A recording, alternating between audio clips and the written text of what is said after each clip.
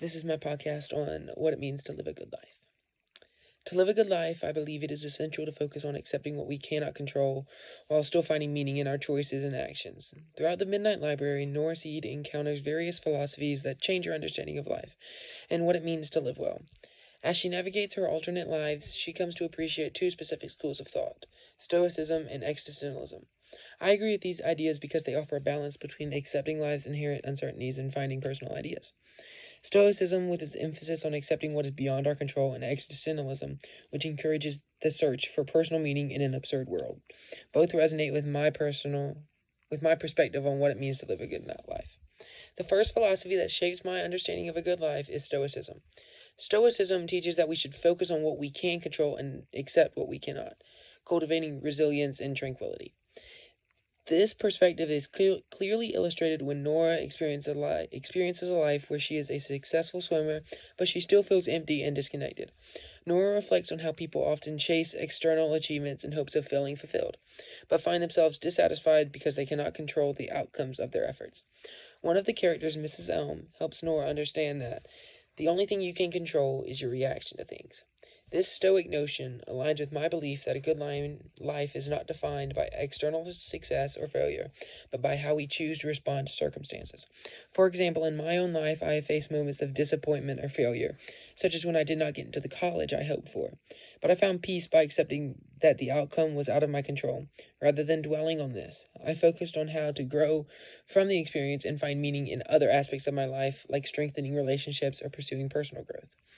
This Stoic mindset also aligns with advice found in They Say, I Say, which emphasizes the importance of engaging with others' perspectives and integrating their perspectives into one's own reasoning. Graff and Birkenstein argue that you need to show your readers that you understand and respect what others have said. In relation to Stoicism, this means understanding the external events and circumstances are beyond our control, but how we engage with them and interpret them can shape our emotional responses.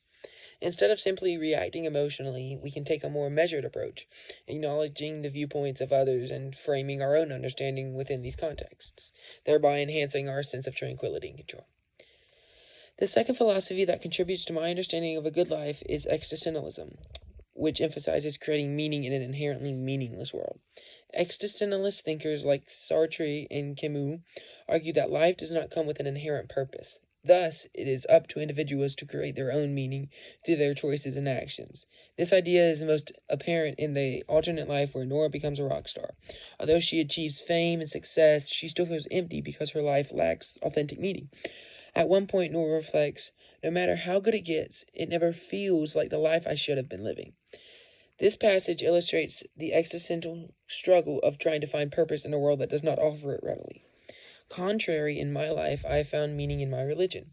For instance, after I graduate from high school, I am struggling with the question of what to do next. Knowing that, I have been praying about it, hoping to find guidance in making a meaningful decision.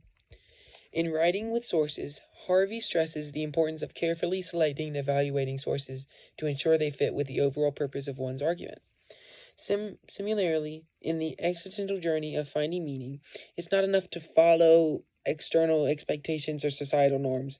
Just as Harvey recommends, evaluating sources for relevance and clarity.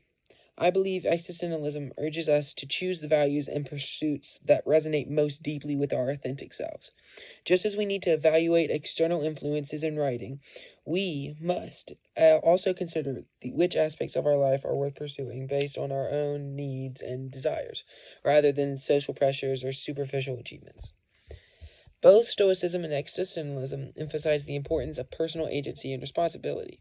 Stoicism offers a framework for cultivating inner peace by accepting the things we cannot control, while existentialism urges individuals to take ownership of their lives by creating their own meaning. These two philosophies have provided me with guidance in navigating life's challenges. In the Midnight Library, Nora's journey reflects these ideas as she confronts various life choices and comes to understand that while she cannot control every circumstance, she can control how she responds and the meaning she gives to her experiences. This combination of Stoicism focuses on acceptance and existentialism's emphasis on personal responsibility is what I believe leads to a good life. In conclusion, a good life is one where we balance acceptance of the uncontrollable with the freedom to create meaning.